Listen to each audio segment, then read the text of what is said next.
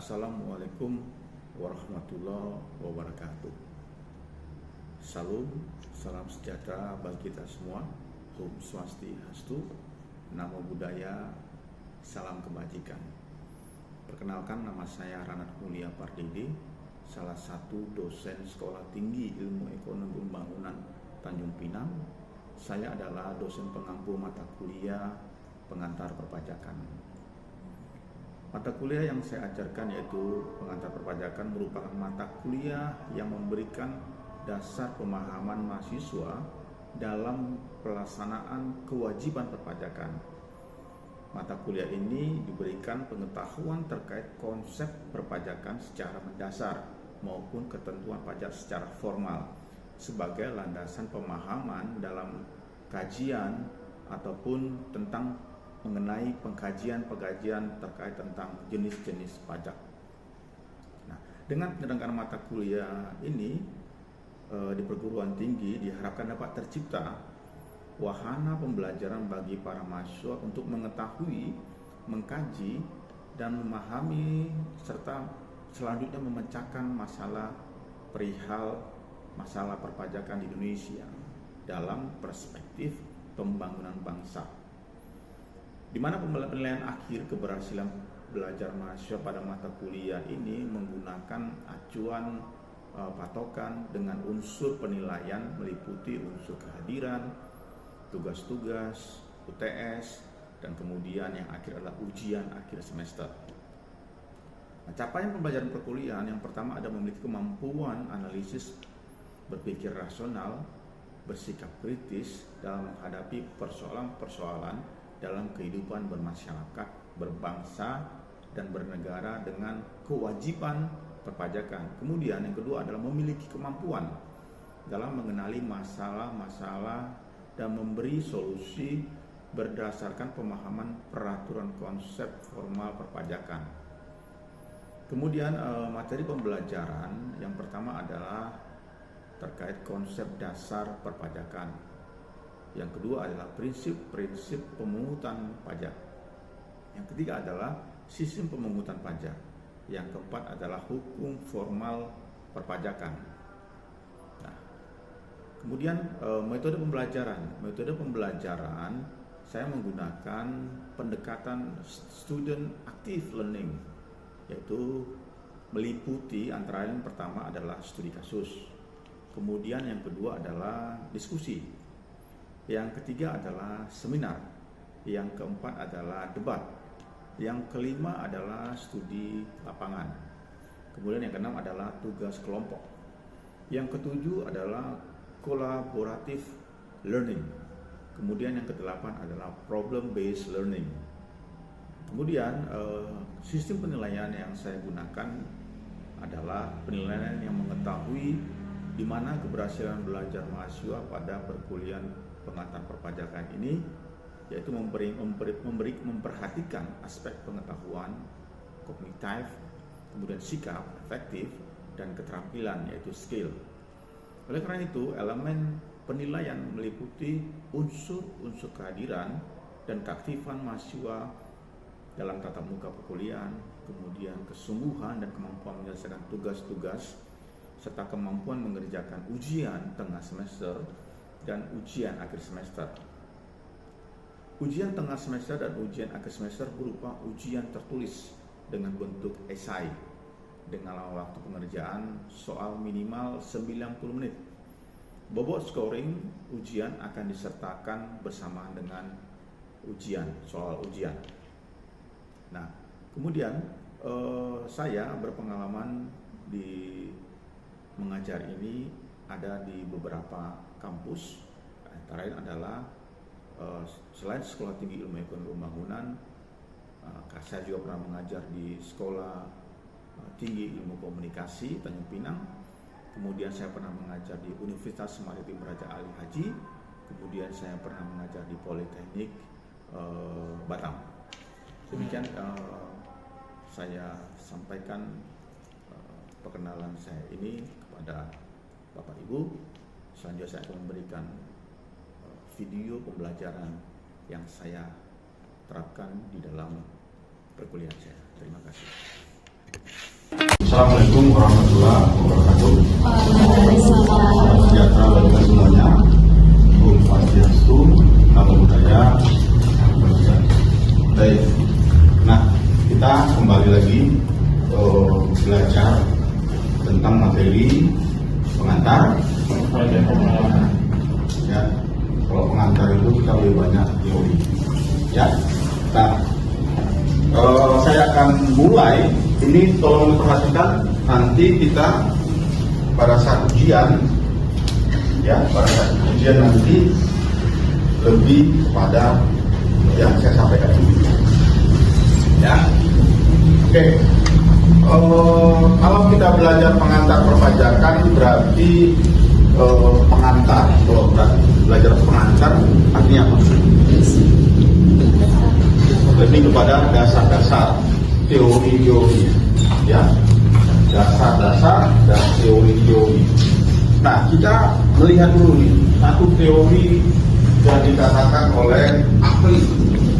Yang namanya ahli berarti dia memiliki kapasitas untuk membuat satu teori, ya. Kita sudah pernah mendengar namanya, atau kalian sudah pernah juga presentasi, ya, mengenai apa itu pengertian pajak menurut teori. Salah satu teori yang kita ketahui adalah menurut Profesor Dr. Rahmat Sumitra. Ya, kalau bisa ini dihafal. Kalau teori ini tadi bisa dihafal teori, ya. Tapi kalau pengertian, kalian bisa berdasarkan apa yang kalian pahami lewat statement ini, redaksinya ini. Kalau ada pertanyaan, menurut Anda pengertian pajak itu apa? Apa yang dimaksud dengan pengertian pajak? Saya selalu mengatakan dalam ujian menurut Anda. Tapi kalau dikatakan menurut Anda, artinya apa? Jangan lari dari konteks ini. Teori yang sudah disampaikan oleh ahlinya. Ya. Menurut Profesor Dr. Rahmat Sumitra, pajak ialah iuran rakyat kepada kas negara, ya, kepada kas negara. Anda rakyat, kita bayar iuran. Kalau di kelasnya ada iuran enggak? Nah, kali buat iuran. Ya. Iuran itu dikatakan berdasarkan undang-undang. Ya. Kalau berdasarkan undang-undang, berarti ini sifatnya memaksa. Ya. Kalau namanya sudah disahkan menurut undang-undang, sifatnya itu memaksa. Ya, Anda tidak bisa mengatakan tidak bisa. Ini harus, berarti harus, karena sudah ditetapkan berdasarkan undang-undang. Ya, dengan tiada mendapatkan jasa timbal. Ya, jasa timbal. Atau dikatakan yang kata lain itu kontrak prestasi. Anda kasih iuran ke negara, Anda tidak bisa langsung mendapatkan apa yang sudah Anda berikan kepada negara. Itu artinya jasa timbal. Jadi jangan Anda mengharapkan saya sudah bayar pajak, jadi hak saya mana sebagai warga negara yang taat pajak? Tidak bisa, ya. Tapi Anda bisa merasakan secara tidak langsung, ya. Dapat ditunjukkan dan yang digunakan untuk membayar atau mengeluarkan pengeluaran umum negara. Ya, apa satu contoh atau beberapa contoh yang dikatakan pengeluaran umum negara? Siapa yang tahu? Coba yang tahu angkat tangan. Jangan angkat yang lain. Apa itu dikatakan pengeluaran negara? Tentu contohnya ya Pak. Ya. Mulai dari membangun infrastruktur gitu. Betul, membangun infrastruktur. Yang lain? Ada yang lain? Pak, kalau untuk belanja negara? Belanja negara apa namanya? Itu belanja negara nih. Langsung belanja negara. Ya. Gaji karyawan pegawai, PNS. Nah itu Anda kalau misalnya lihat PNS apa itu kerjaan ngopi-ngopi, kalau lihat, tapi PNS sudah baik-baik, ya kan? Nah itu salah satunya untuk membayar gaji pegawai, pegawai bukan pegawai swasta, pegawai negeri sipil PNS. Jadi ada hak kita itu pada saat kita membuat atau meminta satu pelayanan kepada pemerintah, contohnya pelayanan pembuatan KTP, ya itu hak kita. Situ kita bisa melihat kita bayar pajak. Terus pantasnya mereka itu memberikan kepada kita pelayanan yang bagus, baik, cepat, akurat. Itu secara tidak langsung. Tapi enggak setiap hari kalian kantor pendudukan kan? Enggak setiap hari ke sana, tapi tidak bisa. Saya mau tes dulu ya. Setiap hari tes pegawai negeri sipil, enggak tidak. Ya. Pada saat ada waktu-waktunya Anda itu membutuhkan pelayanan itu. Jadi itu secara tidak langsung Anda merasakan. Karena Anda membayar pajak. Pak, saya belum bayar pajak Pak. Gimana itu Pak? Ya walaupun kalian tidak bayar pajak, tapi ada mungkin orang tua kalian, saudara kalian, ya, yang semua dinikmati juga pelayanan itu. Ya. Nah kemudian menurut Undang-Undang Nomor 28 tahun berapa? 2007 ini lebih mengikat lagi, bukan teori ahli, tapi ini undang-undang. Ya, dikatakan bahwa pajak itu adalah kontribusi wajib kepada negara yang terhutang oleh orang pribadi atau badan terhutang ya. Dimana sifatnya itu memaksa lagi, tetap memaksa berdasarkan undang-undang, ya, tetap tidak mendapat imbalan secara langsung, ya, tidak mendapatkan imbalan secara langsung, digunakan untuk pengeluaran negara. Ya, ini adalah salah satu pengertian pajak menurut teori ahli dan undang-undang. Fungsi pajak. Fungsi pajak mungkin ada juga teman-teman yang sudah presentasi kan mengenai fungsi pajak, tapi kan mungkin presentasi itu sebatas mengatakan apa yang dibilang, ya. Tapi untuk manifestasikan dari teori itu mungkin belum paham kali ya, mungkin. Tapi saya kan sudah paham. Nah, fungsi pajak itu ada 4 ya. Yang pertama adalah fungsi anggaran.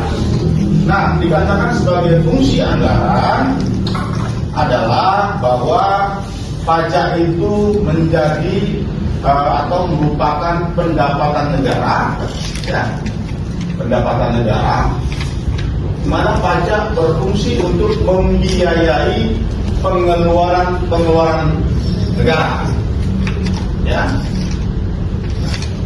Anda melihat kalau kita pernah nggak kalian melihat laporan keuangan pemerintah?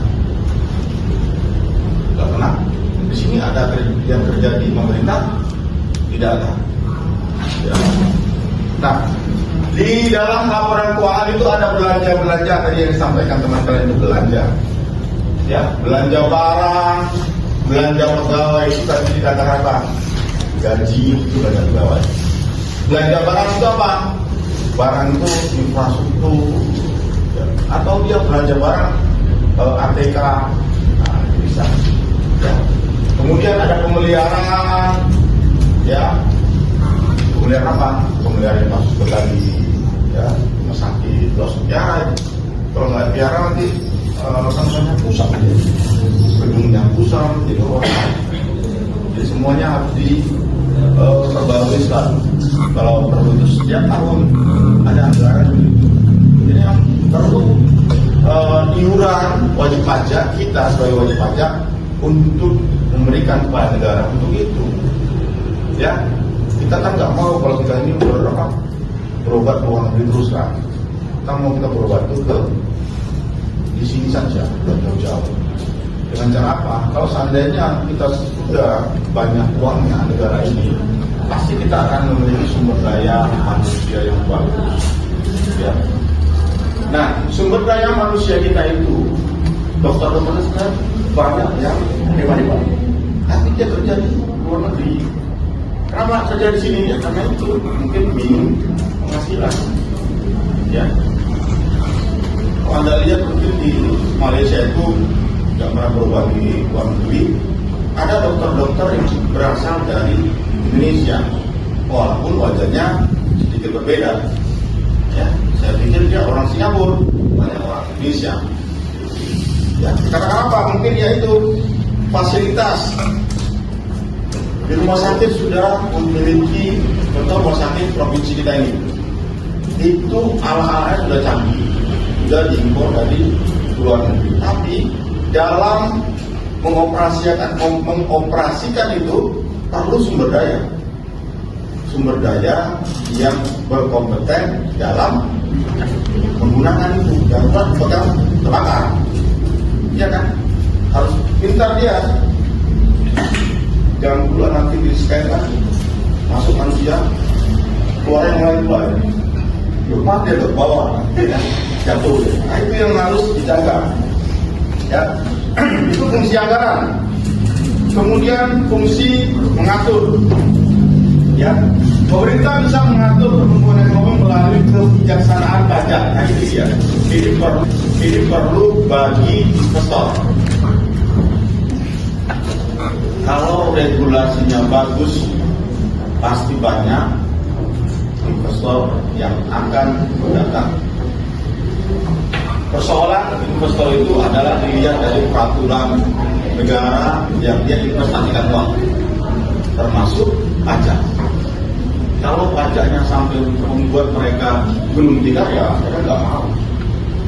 Ya, lebih bagus mereka itu menginvestasikan modalnya ke negara yang rendah pajaknya, minim atau rendahnya pembayaran gajinya. Jadi kan lihat kalau di negara kita ini ada juga beberapa investor yang hengkang keluar dari Indonesia gara-gara itu. Pajaknya tidak mendukung, mungkin bagi mereka tidak mendukung. Jadi itu sudah bagus. Ya, mungkin para pembuat kebijakan yang berhubungan dengan izin itu agak susah. Mereka hengkang. Karena kalau perizinan itu bagian dari pelayanan. Ya. Kalau misalnya mereka itu dilayani, tidak dilayani dengan cepat, mereka akan rugi. Kalau pemerintah dalam membuat satu permohonan izin lah cepat, pasti investor suka. Mereka mencepatkan, tidak mau lambat, tidak mau terhambat usahanya. Dikarenakan satu izin yang mereka minta itu tidak keluar-keluar. Ya. Nah, apalagi fungsi stabilitas. Ya. Dengan adanya pajak, pemerintah memiliki dana untuk menjalankan kebijakan yang berhubungan dengan stabilitas harga. Ya. Memang pajak ini pasti berhubungan dengan inflasi, deflasi, berhubungan dengan. Ya. Jadi kalau seandainya tidak stabil dikarenakan satu kebijakan, makanya akan proses investor ini atau mereka yang menanamkan modal di Indonesia ini akan susah atau sulit untuk terus berkembang. Ya, jadi perlu adanya stabilitas dari pajak tersebut. Nah, kemudian apa lagi? ya, fungsi redistribusi pendapatan. Pajak yang dipungut oleh negara akan digunakan untuk membiayai sebuah kepentingan umum, ya, termasuk juga membiayai pembangunan yang ada, membuka lapangan kerja, ya, kesempatan kerja, ya, sehingga kalau seandainya lapangan kerja, kesempatan kerja itu terbuka, maka penghasilan dari masyarakat atau wajib pajak akan meningkat. Kalau penghasilan akan meningkat, berarti pajak akan akan bertambah, akan meningkat. Kalau saya tanya, kalian mau bayar pajak itu rendah atau tinggi?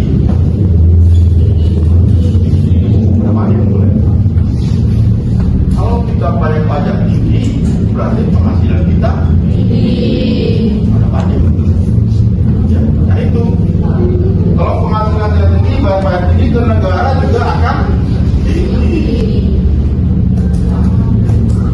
Jadi fungsi pajak tadi adalah redistribusi pendapatan. Pendapatan Anda, pendapatan perusahaan Anda, ya, pendapatan usaha Anda, ya. Sehingga dengan begitu pemerintah membuka lapangan kerja, membuka usaha lagi, ya. Nah, kemudian ada dikatakan bahwa jenis pajak. Kita harus membedakan jenis pajak. Ada daerah, ada pusat. Ya, ada pusat, ada daerah. Bedakan. Jangan sikit-sikit kalian wah, pajak sudah kita bayar. Kenapa pemerintahan Kota Tanjung Pinang tidak maju-maju? Itu. Kenapa pemerintahan kota kita ini yang kita tinggal ini seperti ini aja? Nah, dari sini kita harus lihat yang mana bagian pusat, yang mana bagian daerah. Nah, kalau kita lihat di sini bagian pusat, tidak nampak Pak. Apa itu bagian pusat? Bagian pusat artinya yang di-store ke pusat. Pajak penghasilan. Kemudian apa lagi? Pajak pertambahan nilai. Kemudian pajak penjualan barang mewah. Kemudian apa lagi? Bea materai. Nah, yang kalian pakai materi bosor pernyataan itu, kalian beli itu larinya kemana? Ke pusat. Yang pusat itu ke negara, pemerintah pusat. Kemudian apa lagi? PBB perkebunan, ya, ini ada lihat PBB perkebunan, perhutanan, ya, dan pertambangan. Nah, ini yang sifatnya ini bukan PBB pajak bumi dan bangunan rumah kalian, bukan rumah kita, bukan. Ini pajak bumi bangunan yang bergerak di bidang usaha, tambang, kebun, hutan. Ini setor ke pusat. Nah, kemudian apa saja yang disetor ke kota? Kalau kita di Kota Pinang ada, atau yang disetor ke pemerintah daerah. Yang pertama pajak restoran. Nah, kalau kalian makan di restoran yang mewah itu, mungkin contohnya Nelayan, ya, atau Shangri-La, atau apa lagi, Sukaramai, Suka Ramai, Panjang, pendek. Nah, itu ada pajaknya. Nah, ada dua di sini sistem perpajakan. Pertama adalah official assessment, ya, official assessment. Ya. Menurut sistem perpajakan ini, besarnya pajak yang terhutang ditetapkan sepenuhnya oleh institusi pemungut pajak. Siapa yang dikatakan institusi pemungut pajak? Siapa? Kantor pajak, ya. Nah, Mereka lah yang menetapkan pajak kamu berapa, kamu serahkan bukti-bukti berupa laporan keuangan, mereka menetapkan.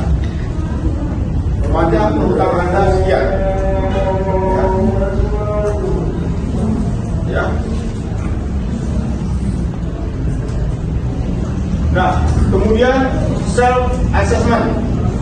Nah, menurut perpajakan ini, besarnya pajak terutang ditetapkan oleh wajib pajak, oleh Anda sendiri. Nah, artinya apa? Anda yang menghitung, Anda yang membayar, kemudian Anda yang melaporkan. Ya. Kalau dari awalnya Anda bohong, bohong terus. Karena Anda sendiri, Anda sendiri yang membuat itu, bukan dari kantor pajak. Ya. Jadi di Indonesia menerapkan sistemnya ini adalah self assessment system. Ya. Pak, kalau seperti ini apakah ada indikasi kecurangan? Ya, pasti ada. Apakah ada bukti? Pasti ada. Ini tergantung wajib pajak. Anda mau tipu-tipu atau mau Anda jujur? Kalau Anda jujur, Anda membangun negara. Kalau Anda tipu-tipu, jangan salah, pada saat ada temuan, Anda dikatakan melakukan penggelapan pajak. Kita kemudian melihat lagi hukum pajak formal. Pajakan ada dua ya, hukum pajak material dan hukum pajak formal. Ya. Hukum pajak material yaitu mengatur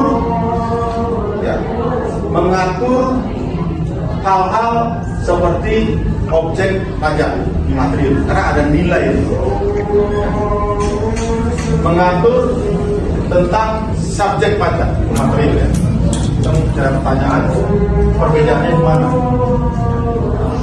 Kemudian di hukum pajak material di situ ada hal-hal yang berhubungan dengan tarif dan pengenaan pajak.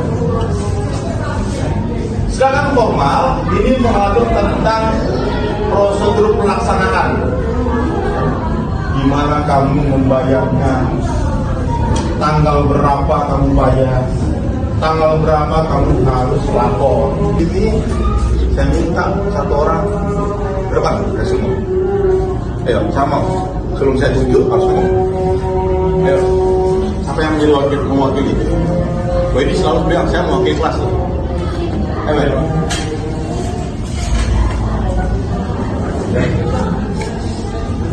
Jadi kesimpulan pembelajaran kita mengenai pengetahuan perpajakan pada hari ini, kita tahu bahwa pajak merupakan iuran rakyat kepada kas negara berdasarkan undang-undang yang dapat dipaksakan dengan dia mendapatkan jasa timbal ataupun kontraprestasi yang langsung dapat ditunjukkan dan yang digunakan untuk membayar pengeluaran umum. Pengertian ini juga diatur dalam Undang-Undang Nomor 28 Tahun 2007 Pasal 1. Selain itu, pajak juga memiliki fungsi di dalamnya. Terdapat 4 fungsi, yakni fungsi anggaran, mengatur stabilitas dan juga redistribusi pendapatan. Kemudian kita juga mengetahui tentang 2 jenis pajak, yakni pajak pusat dan juga pajak daerah dengan pembagiannya masing-masing. Dan yang terakhir ada 2 poin terakhir, yakni pemungutan pajak yang terdiri dari official assessment dan juga soft assessment.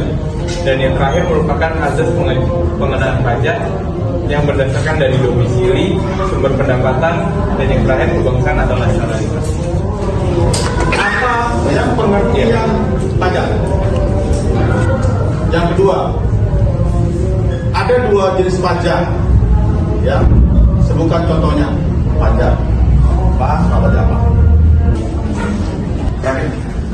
Pajak atau perpajakan. Pajak adalah iuran wajib yang harus dibayarkan oleh wajib pajak kepada negara. Iuran ini digunakan untuk membiayai pengeluaran negara seperti pembelian negara, pembangunan infrastruktur, pembayaran gaji PNS, dan lain-lain.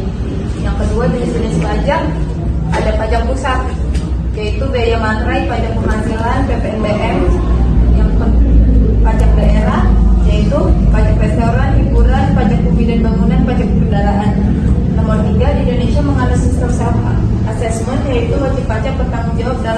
dan membayar pajaknya sendiri yang harus dibayarkan kepada negara.